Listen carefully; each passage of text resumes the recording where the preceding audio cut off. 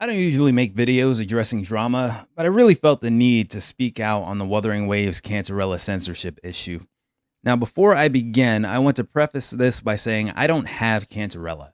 I didn't pull for her because I don't need her in any of my teams. I'm a day one player, and my account is pretty stacked. S3R1 Camellia and S6 Senhua are more than enough to handle any havoc damage challenges, so this isn't about my personal attachment to the character. This is about the hypocrisy of content creators minimizing the concerns of gamers while simultaneously farming views by covering the issue.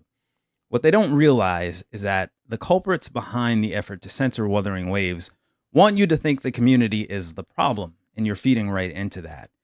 Here's a Reddit post I captured highlighting what could possibly be behind the recent round of Wuthering Waves censorships. And it says, this could be an attack, like you say, but this very much reminds me of what Genshin went through in their earlier years. First batch of censorship happens to the Mondstadt crew.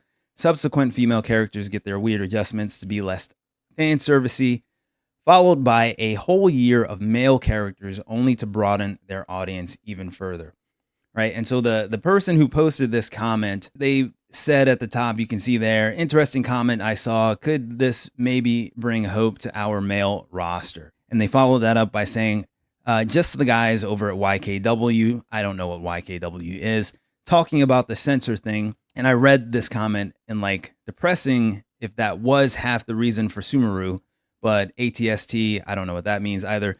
Could this end up being good news for Wuwa? I mean, provided they don't go down the whole Snowbreak pit hole with the localization +1 thing. And those of you who are not familiar with Snowbreak, that's another game that got hit with censorship, but there was a way to get around it. If you modify the config file to change the localization, you could play the game without the censorship being present.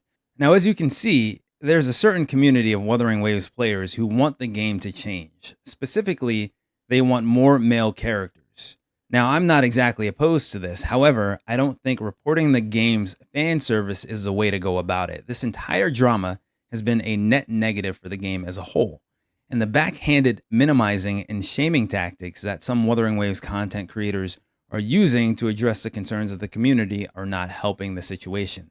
It makes the community look weak. Censorship is necessary, especially when it comes to protecting the minds of our youth.